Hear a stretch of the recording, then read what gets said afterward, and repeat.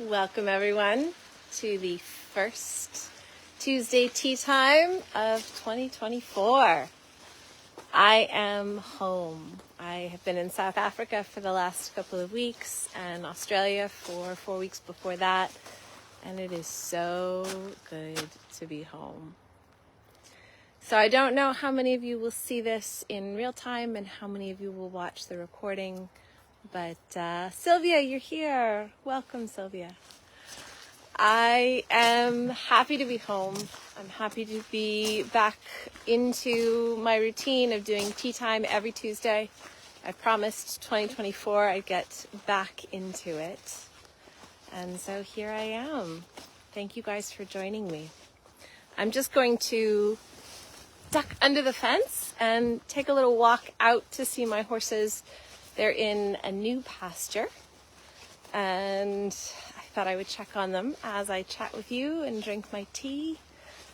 And I wanted to talk a little bit today about simplicity and complexity. Happy New Year to you guys too. I have been thinking a lot about it as I am working on rewriting my online course and getting ready to start the first session, as I'm working on the book and getting the cover organized with the publisher. Duck under the fence here.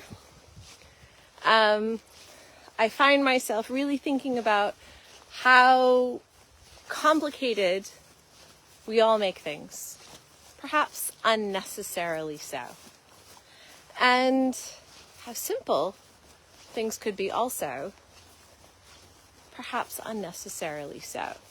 So what I mean about that is simplicity is not better than complexity, and complexity is not better than simplicity. And what I mean by that is that life is not ever as complicated as we make it.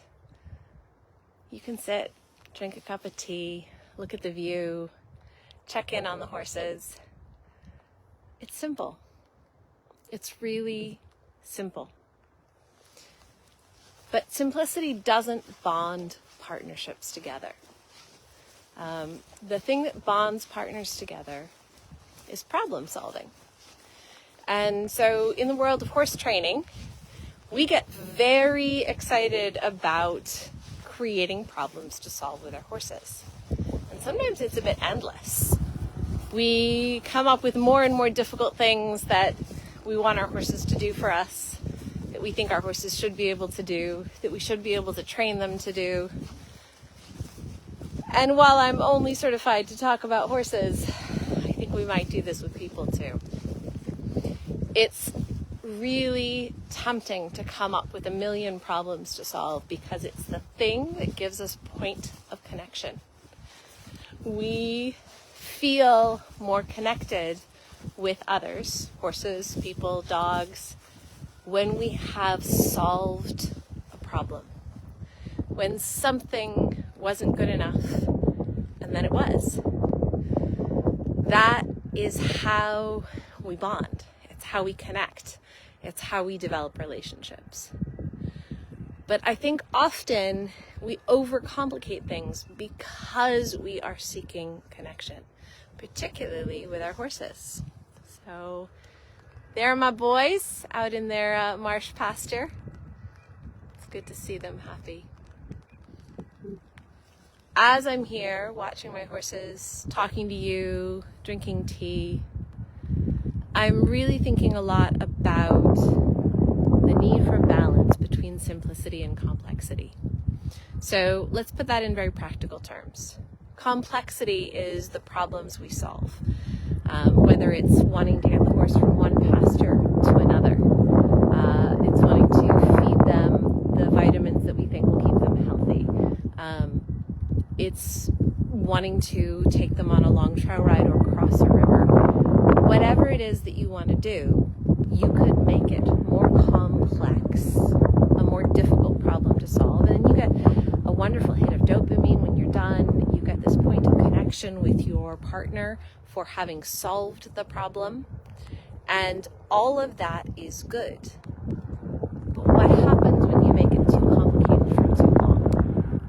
That's where defensiveness comes in. That's where horses start to use fight or flight more often. That's where humans start to use fight or flight more often. And then if fight or flight are not possible, it's where you start to get dissociation, collapse, freeze, all of those things. Now, for any of you guys who've worked with me in the last year, you'll know that I'm actually a big proponent of how dissociation can be a very positive thing. Freeze, all of these things that have gotten a very bad reputation for being defensive responses. They are defensive responses, but they are defensive responses that simplify the relationship. So when a horse goes to freeze, when they dissociate, what they're doing is they are refusing to participate in an unsolvable problem. So for those of you horses who have a tendency to freeze, all that means is they think they've been confronted with too many unsolvable problems, overcomplications. And if we can present horses with the kinds of problems they feel like they can solve, then you won't get that defensive dissociation. So I work with a lot of horses all over the world. I see hundreds and hundreds of horses every year. And I think that one of the interesting ways to look at this is just to think about, are we overcomplicating or undercomplicating? Are we oversimplifying or undersimplifying? Simplification of the problems that we face is the way we rest. It's the way our nervous system gets a break. It's the way we process information. So here I am, drinking a cup of tea, chatting with you guys. This is pretty simple. There's nothing complicated about what I'm doing right now. This, for me, is a form of rest. This is where I'm processing the ideas and the thought patterns and the habits and everything that I do every day. The reason that it becomes a point of connection is when you guys comment on this video, when you guys ask me questions, when there is an exchange back and forth, we start to complicate all of this. And that's good. Complication leads to more connection. When we have problems to solve, and that problem might just be, I said something you don't quite understand, or maybe I said something you don't agree with. And that's okay too. Those are problems that if we can solve them, it creates a connection between me and you. So what I'm talking about with the horses is we create problems that they can solve. And that might be that they don't understand us and then they do. It might be they don't agree with us and then they do. It might be we want two different things, and then we have to find a way to agree on what it is that we want together. That's a point of connection. But if the problems get too big, you're going to get fight, flight, or freeze. Fight and flight can do a lot of damage in the relationship. That's where you get a lack of trust. It doesn't feel good to go to fight or flight. That's what I talk about when I say a horse says no, when they actively use their body to get away from you or push into you. Horses say yes when they use all five senses to find harmony with their partners. So what's freeze? What's dissociation? What is that checking out? That is opting out of unsolvable problems. That's where the problems have gotten too big, but the horse is choosing not to overreact. They're just choosing to check out. And I actually think that's a pretty healthy choice in a relationship. It can be frustrating for humans when a horse feels challenged, when a horse feels like they want to check out, but it isn't a problem. When a horse checks out, They're just saying these problems are too big for me. I need more simplicity in my life, and I need less complexity. So everything I teach is about that balance. Can we make it complicated enough for points of connection so that we feel good about our interactions? I just got rain on my lens here, so everything got foggy. Let's see if I can clean it. There we go. I endeavor to have a lot of my life very simple. I spend a lot of time out with my horses, drinking a cup of tea, observing their behavior, seeing who they are in their natural environment. And that gives me an opportunity to observe. Exactly, Christian.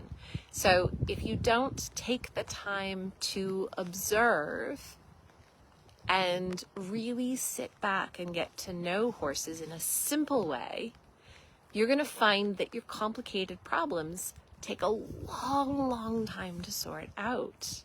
And so, as you were saying, Christian, an owner might need years to figure out a horse that is constantly biting every time they make a mistake. It's just an overreaction. They're saying, these problems, it's too much complication in my life. It's too complicated. There's too much. Caroline says, so freeze is no real no. Yeah, I don't think freeze is a no. Freeze is a maybe. Freeze is, it's a little too much. I need to simplify my life for a moment. And that can be very frustrating because we want more points of connection. And you get points of connection through complicated problems and solving complicated problems. Horses can only want more of what they don't have enough of. And so as people, we tend to give them too many complicated problems, and they tend to want more simplicity. You can take this any way you want. The way I work is I give them a lot of simplicity, a lot of ease, a lot of downtime, a lot of no need to connect, just being in each other's presence. And what that does is it sets them up to want more complexity, to want to find problems to solve with me. And that's the goal of a lot of the training I do. Vegeta says, I think most people make things harder than what they really are. Of course, depending on the situation. I think it's, let's see if I can open this comment up. It's raining, so my phone's, there we go. I think it stems from lack of knowledge. So it could, Regina, yeah. So overcomplicating things could come from a lack of knowledge. But what I'm presenting here is I think it actually comes from a desperation for connection. We want connection so much that we present too many problems to solve, because that's how you get connection. Unfortunately, you give horses too many problems to solve, they don't want any more. They can only want more of something they don't have enough of. So we have to balance that, a little more time in simplicity so that they want to solve those problems with us. And that could be seen perhaps as a lack of knowledge for sure. Kristen says, I love video analysis to learn about problems. Sometimes I miss too much in action. Yeah, video analysis is a way to slow things down so that it's less overwhelming as we're observing. It's a way to simplify things. So it sounds like my phone is struggling a little bit in the rain here. You guys maybe can hear me a little bit less. I'm going to go ahead and finish up this tea time now. I've given you some things to think about. Love to you guys all in the new year. And I'm going to go ahead and get on with my day and get organized for starting classes tomorrow. And I will be here again next Tuesday at 11:30, and we'll do tea time each week. And if you guys have some subjects you'd like me to talk about, go ahead and put them in the comments. I'd love to hear from you. Have a wonderful day, and here's to a happy new year from all of us at Plum Pond on San Juan Island.